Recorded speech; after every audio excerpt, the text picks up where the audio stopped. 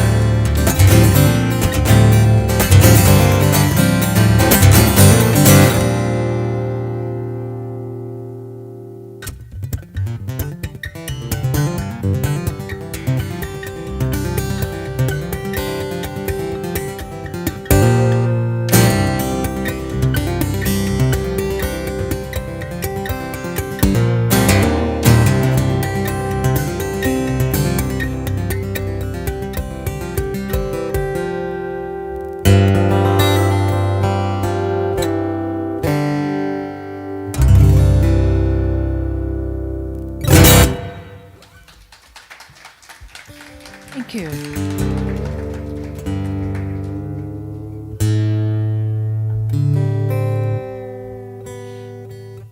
This is a master class. That's what they're saying. So I'm happy to have questions.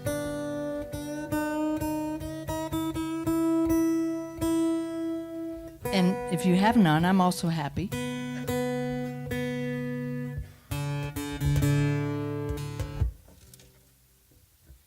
But I do like questions. So, question.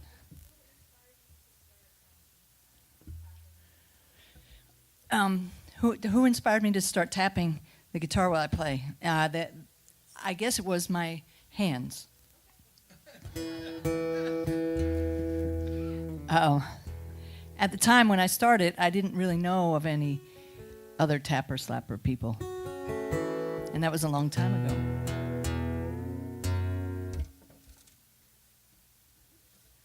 Things have changed, and now a lot of people are doing that.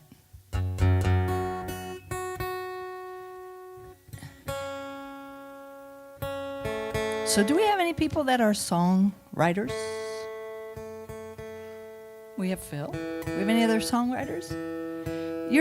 So many of you are lying right now. And I know that.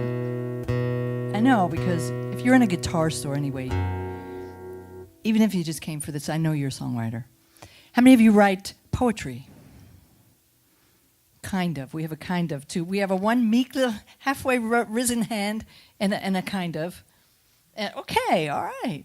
Yeah, that's what I'm talking about. How many of you write emails? How many write texts? So we're writers. We're all writers. For me, writing songs is sometimes easy, mostly not. But when I finally do finish one, I can start them. Really good at starting them. And sometimes midway through, I can be good at that. The ending thing is very challenging for me.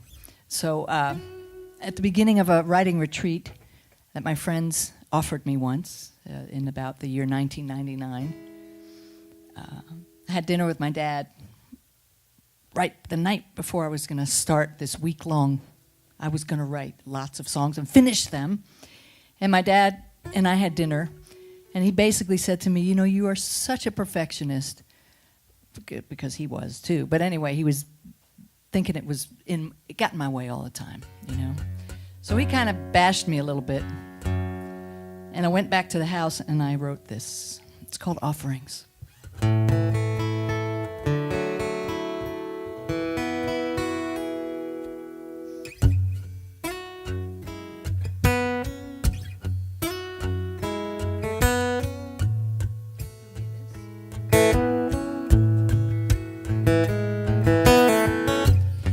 Is on, I've got to give you a song. You want to sing it along with me. You're not the one feeling queasy. You think that this is so easy. I get to follow my dreams. What if it's too revealing? What if it has no meaning? What if I've nothing to say? Well, I can invent excuses. It's only me who loses. Such a high price to pay. When I look deep inside, I see heaven has sent these jewels to me. They are my offering to you.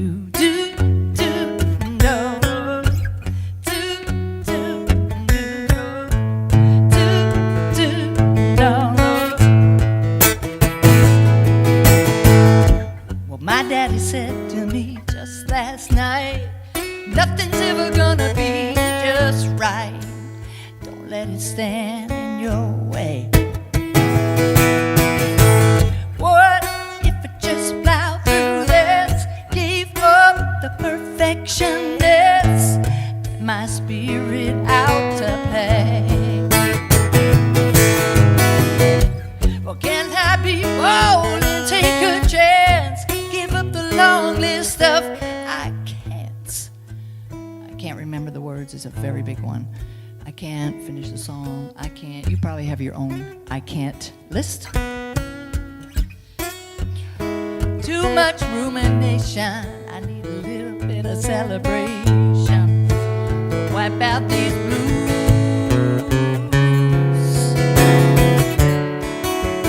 When I look deep inside,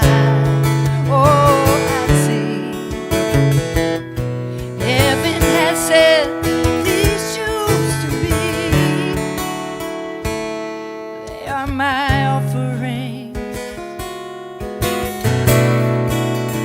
Once I was lost, but now I'm found, standing on this sacred ground. These are my offerings to you.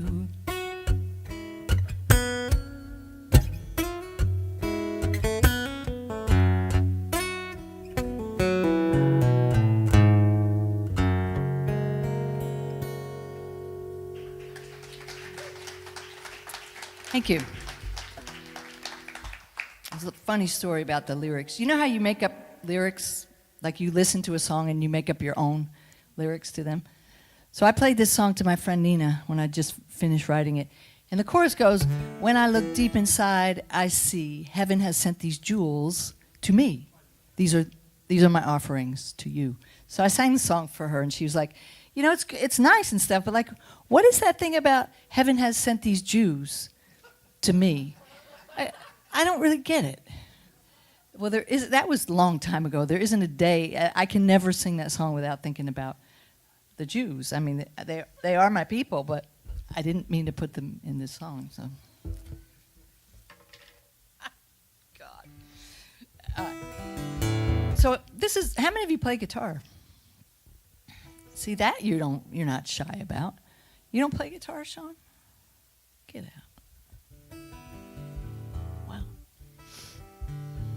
You play guitar. Of course you play guitar. Wow, it's like astounding looking at this wall. It's really cool. Anyway, I lost my train. I've been playing a long time, since I was 5. My dad taught me the basics that a 5-year-old hand could play. Probably A, D, a little bit.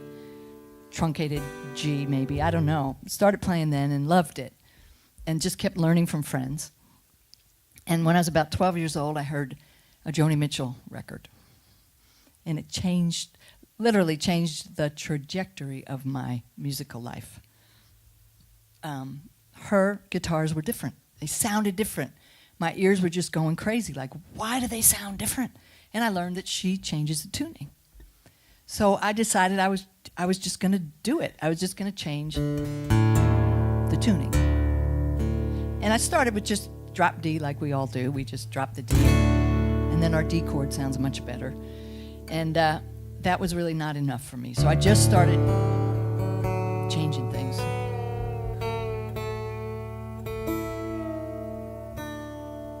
Till they sounded like chords. There's an open D.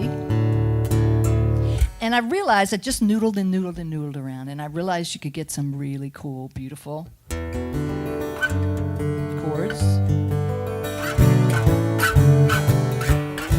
And I was a bit of a folky, so it was really good for me. And I just big strummy chords and open strings ringing. And I fell in love with it. And shortly thereafter, I learned about these things called the harmonics. And wow, that popped my head off again. So now I was playing around, doodling and noodling in open tunings, and realizing that you could just add them all over the place. And for a while I was doing that with a pick, you know, so just kind of playing stuff.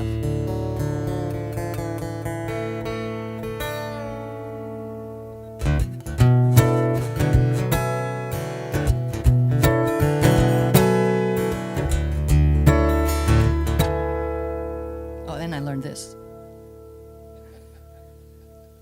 I was very antisocial during those years, 12 to 15, 16. I never really left my room.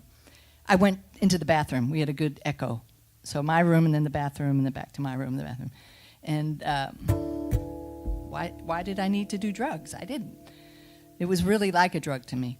So I kept tuning, and I put the pick away eventually, and I realized I could percuss on this instrument. It's like the guitar just kept revealing things to me. And so I realized, wow, I could tap this like I love to tap everything. I'm a tapper. Yes, I tap in my sleep, I've been told. So I could tap now and make music. And that's how it evolved for me. And I call what I do slap tap, but I don't really know what it should be called. The final piece came when I wanted to be Verdine White from Earth, Wind & Fire. He's the bass player. I really wanted to be him. And I had to face the fact that I wasn't him. But picked up my brother's bass for a while, and I thought, I'm going to learn how to slap that bass. I'm going to learn. And I couldn't. It was just too big and hard for me. The strings were too fat. So I just started. I realized I could get my own version of a cool slappy sound.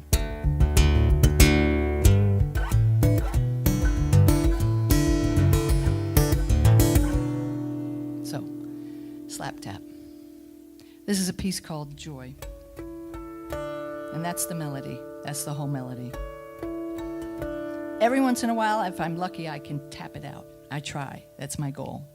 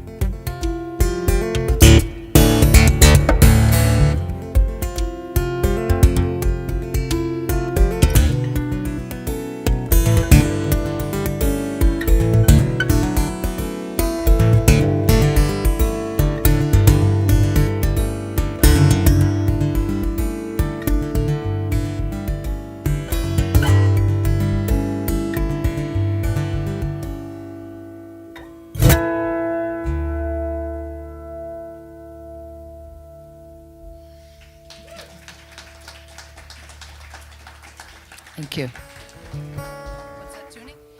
This tuning is low D, A, D, E, A, C sharp.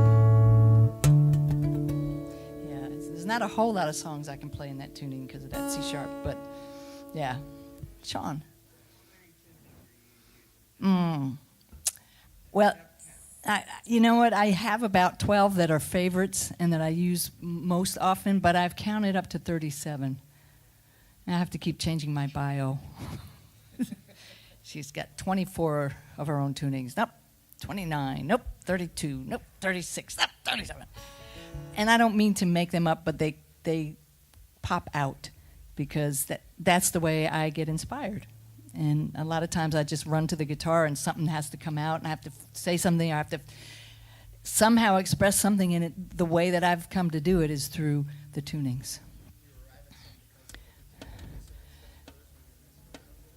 I arrive at them, well, it's like this. When I go to tune the guitar, I'm tuning it to me. So however it is that I am at the moment, whatever it is I'm just wanting or needing, that's what I'm trying to. And so sometimes dissonance is what I'm looking for, sometimes not. Occasionally I do make a tuning up for a specific song. So I've been asked to do recordings where I would come in on other people's projects and do a second guitar part. And that's also a great, great fun. So, yes, isn't it?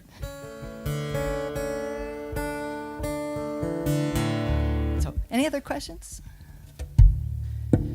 So, I'm just going to volunteer to say that I have 2 lines coming out of the guitar.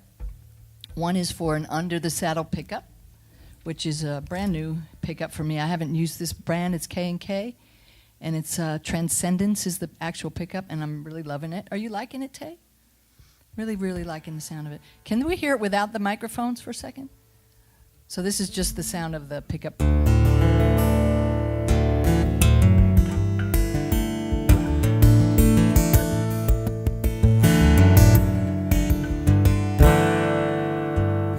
And then I have a microphone system inside where it's called Mini Flex 2 mic, and there's literally 2 mics on a rubber arm. One's down here. That's why I can do that. I love to do that. And the other one is right under the sound hole. So you want to just show them just the microphones, what that would sound like? So without the bottom of the pickup, we just kind of...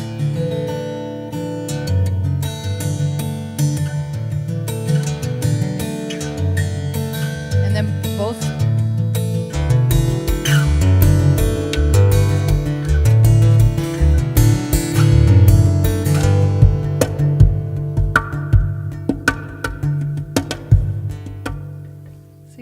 Why would you have friends? Why do you even need to do anything? I love friends. I need my friends, but I didn't have many because I was preoccupied with this stuff. So that's what I have going on in terms of pickups, and that's that. No, they just come out of here, and we can do whatever we want with them. I think I answered that correctly. I'm pretty untechnical, non-technical, technically idiotic, basically. But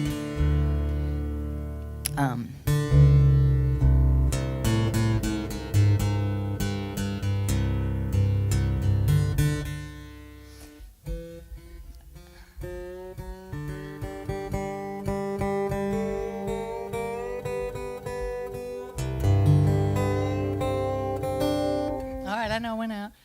So, perfect pitch. Does anyone besides Phil and Abby have perfect pitch? Perfect pitch? Do you want to explain what it is, Phil? Because I think sometimes we don't really know. It's a relative state. It's more sensitive in some people than others, but it ranges from what's called high relative, and recognizing intervals and recognizing pitches from rote memory, to being able to detect pitch out of thin air with a sensor to. Right, so I could play this, and you could say, it's not quite a D. Right.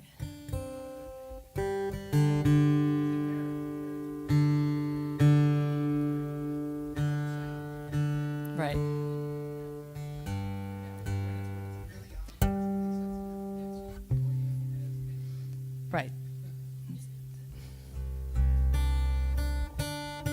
So when I play by myself, I don't normally care if I'm out a little bit, you know, because I wander when I'm making all these different changes for the tunings. But when I know I got a perfect pitch people sitting right in front of me, then I'm more concerned, you know.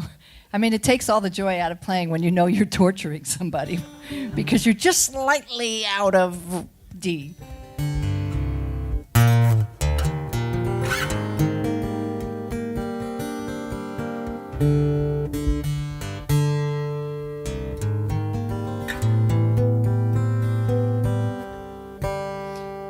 I was writing with a friend of mine in New York City, Lorraine Farrow, a great, great songwriter. And we always have these lofty goals when we get together to write music, and we were feeling the pain of the world at the moment. And we thought we must write a song to soothe the world and nothing less. And so we set out to do that, and were completely unsuccessful. For many weeks and weeks we tried. And finally, I guess one day I was going over to her house and I just had a Mother Teresa moment. I don't know if it was Mother Teresa, but somebody like that who said something about just one thing for one person. If you just make one person smile, you've changed the world. And I really took that to heart. And that's the song we ended up writing, because that was a little more realistic. It's called One by One.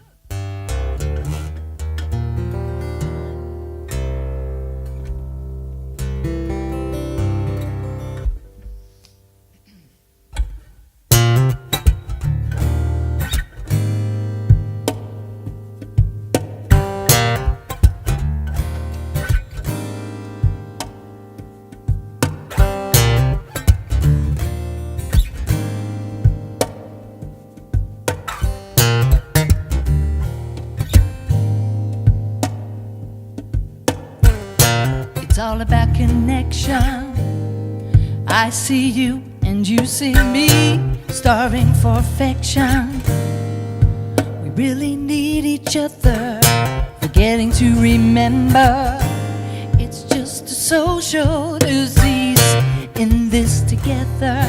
Separate us and we suffer. 100 monkey was just some flunky, for you said you cared. Your 2 coins, the tipping point. You changed everything by being there. It's alchemy plus chemistry. You changed the world when you smile at me. You can wake a nation that's gone numb. One by one.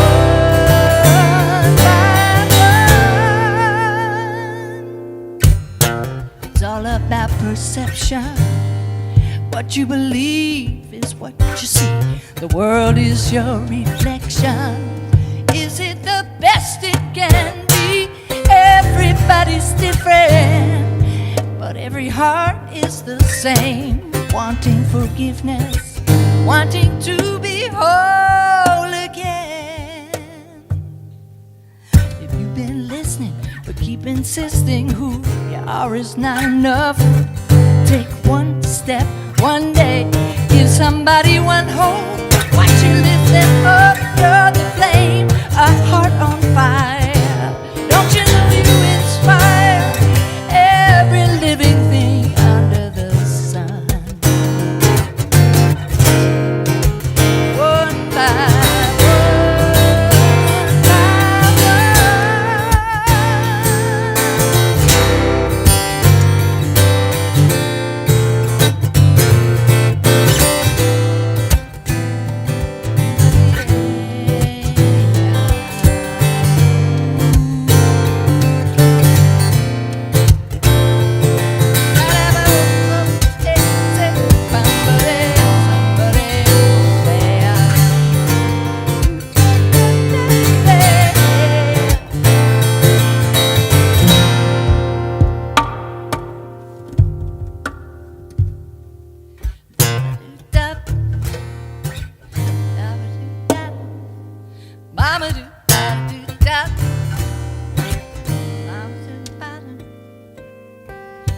been listening, but keep insisting. Who you are is not enough. Take one step one day, give somebody one hope. Watch you lift them up, you're the flame, a heart on fire. You inspire every living thing under the sun. I said every living thing under the sun, one by one by one, one by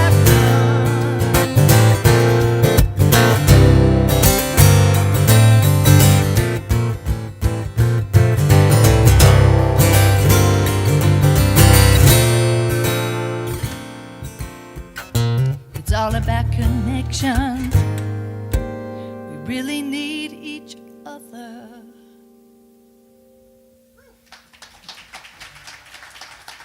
Thank you. So you see how easy, okay, I won't say easy, but you see how you can use the guitar as a one-person band, right? Any questions about that? Oh. So I'll just have you all do that. No, really, I have a lot of video instructional courses on this stuff. So check out the website. Check out the website, VickiGenfan.com. So I'm going to put this large jumbo guitar down for a second. I've never had a jumbo in my life. And in 2009, I think it was, Luna Guitars said, what would be your dream guitar? And I said, well, I don't really know. And went to a dear friend of mine, Gray Burchett, who's a great, great guitar builder in North Carolina, and I said, hey, you make great guitars, but would you be willing to get together with Luna and together make me a guitar? That would be really, really cool. And he agreed. And so it's a Luna Burchett guitar, and I went to all the Burchett guitars that we could find within like an hour, 2 hours from Gray's house, and I played about 10 guitars that other people had of Gray, that Gray had made. I played all different shapes and sizes and styles, and finally his friend Jonathan had a jumbo, and I put that jumbo on my lap and I played it, and I said, that's it, I have to have a jumbo guitar. I've never had a guitar that was this big, and when you play it, you feel it in your belly. And it's just an extraordinary feeling. So I'm going to take it off for now.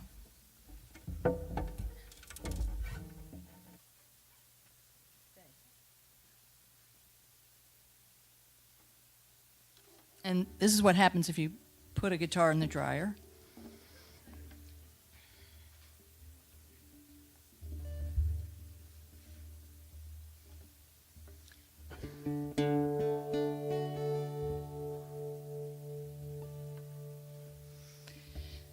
So this is another really fun instrument for me.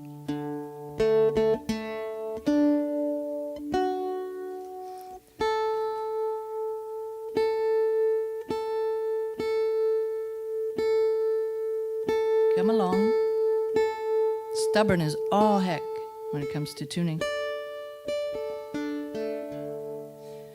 And it's actually the body of a mandola. It's a little bigger than a mandolin body. And it's got the neck of a very short guitar. And there are 6 strings on it, like a guitar. And when they're tuned by most people, it's tuned to a standard tuning an octave higher than your guitar. Right now, I've got it in an open D tuning.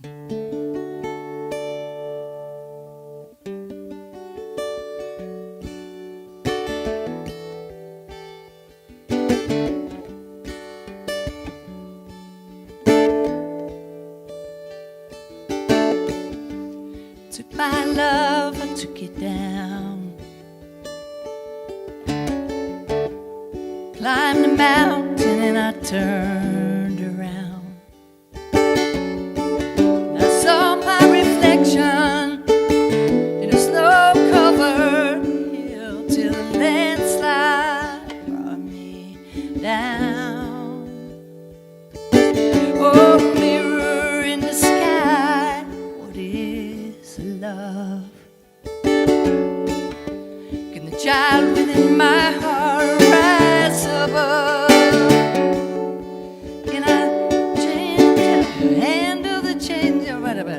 hard words when you haven't sung it. Can I handle the seasons? No. The changes, the seasons? Okay, the seasons of my life. Can I handle the seasons of my life? There's another line. Yeah, you gave me the second line.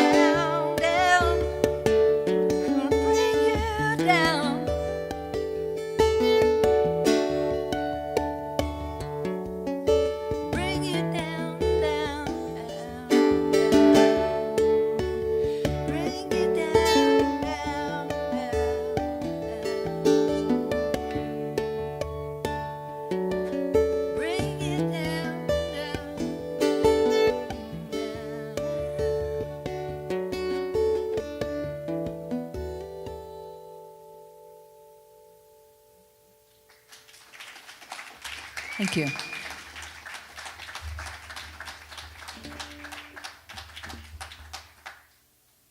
Sweet instrument.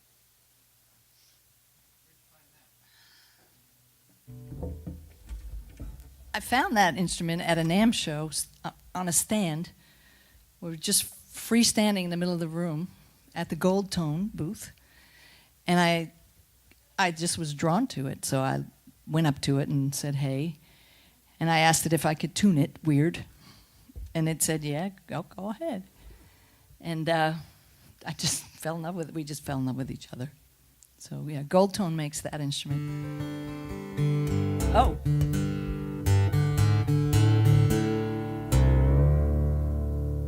Do we have cat lovers? Do we have cats?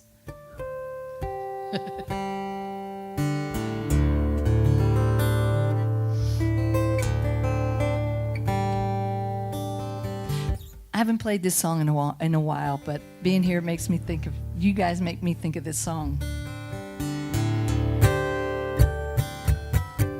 Shout out to Sean and Yvonne, my buddies from Luna, back when. And shout out to Yvonne's mom, an amazing bass player, who I've never played with yet, but I wish that I could. And a shout out to Adam, who is now working at Luna, and Dean. So thanks for being here. This is called Cali Dreams. I had a cat who was a little disabled, and she couldn't walk real well.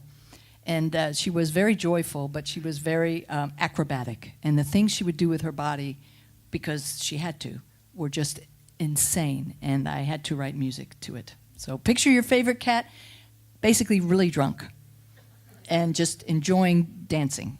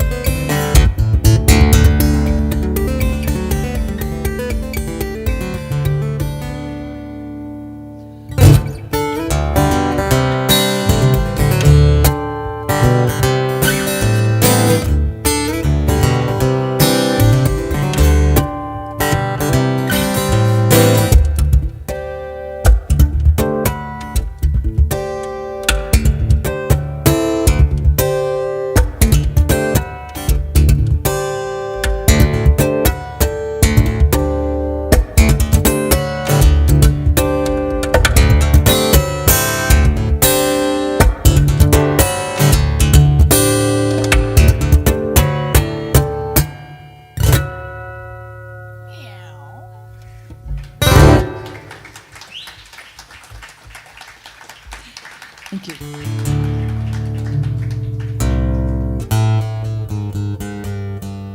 Any questions?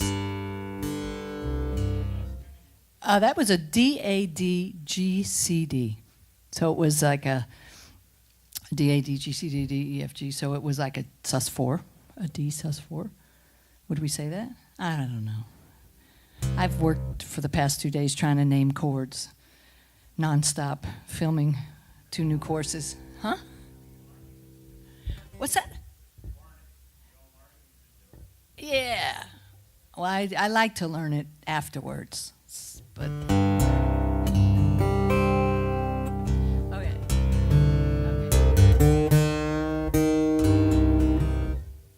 No other questions? Question.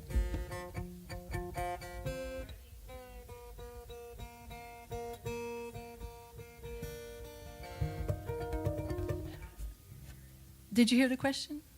Do I usually write music first? Or for me, my habit is to write music first. But the truth of it is, if I write lyrics first, it goes much quicker.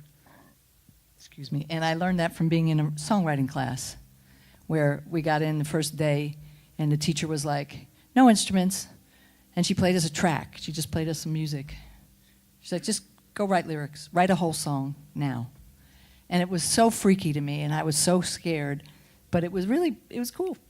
So when I break out of my habit, it was really cool to do that.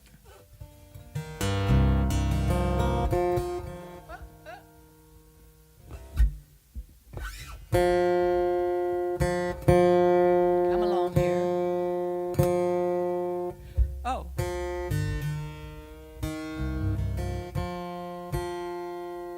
So have any of you guitar players played in open tunings?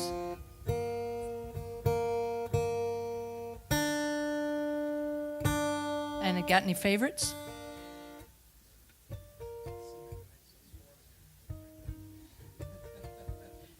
What's that? D&G. They're pretty flexible. You using slide with them? Nice.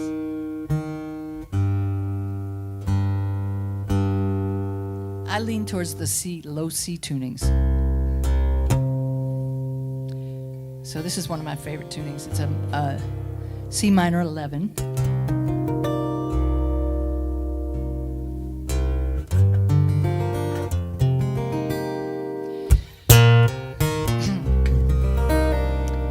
So this is a song about your friend who is dating someone who you know is really not really the right person for them. But how do you tell your friend? And if you tell your friend, do they even listen? No. So you just wrote a song. It's called Blow Out That Flame.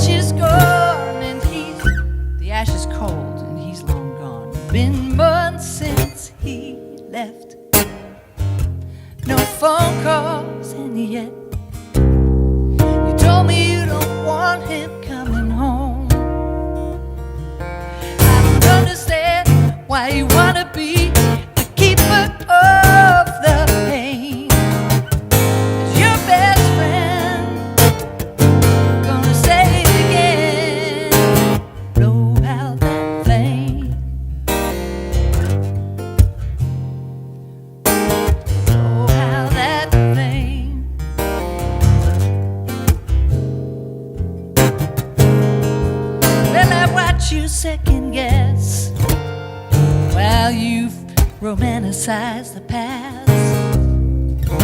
He's gone and you said you were fine with that. Why is it so hard to move on? He let you close the door, he's gone. Quit acting like you want him back. I don't understand why you wanna be the keeper of the pain.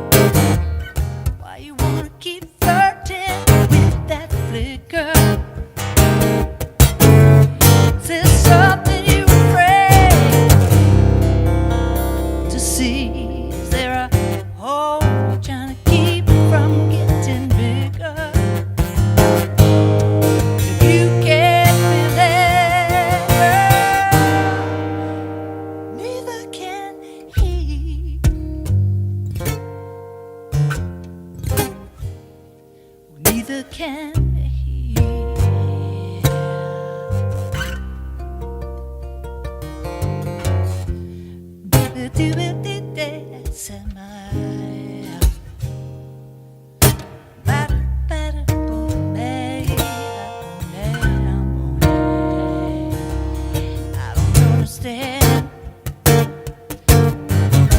Oh, tell me, 'cause I don't understand.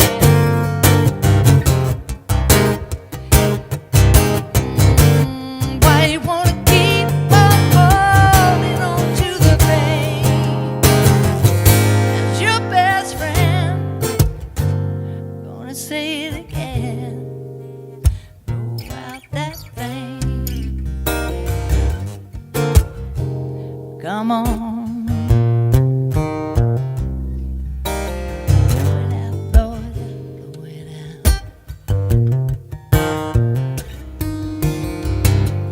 Gotta blow it out. Blow out that flame. Blow out that flame. Blow it out. Yeah, yeah, yeah. Blow it out. Hey, hey, blow it out. Give it out, give it out.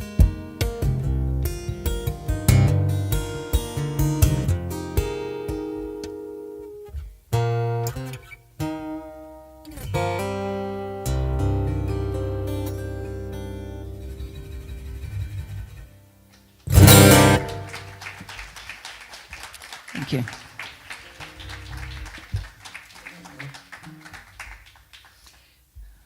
Thank you. So I'm going to do one more. Questions, please, please. No. Do I choose keys based on my vocal range? No, the truth of it is I choose keys based on how it sounds on the guitar, and I work my melodies around that. I guess you would say I'm a guitar-centric composer. But like I was, what I was going to say is the cool thing about it is to know that that's what I do and then break my habits, try different things. That always yields good results. I would like someone to invent a GPS for me, for my guitar. So I put in the tuning I'm currently at, which is C, G, E flat, F, B flat, D. So punch that in, and then I put my destination tuning, which is B flat, B flat, E flat, G, A flat, B flat. And I hit go, and it's, it tells me. With a little bit of recalculating, of course, but because this is right, turn third knob, right, turn second knob. Okay, I'm gonna do it on my own. I did it, I made it.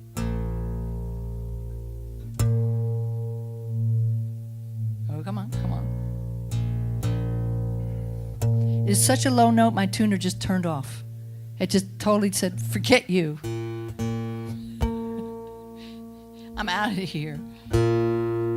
Okay, I see what you're saying. Is that better?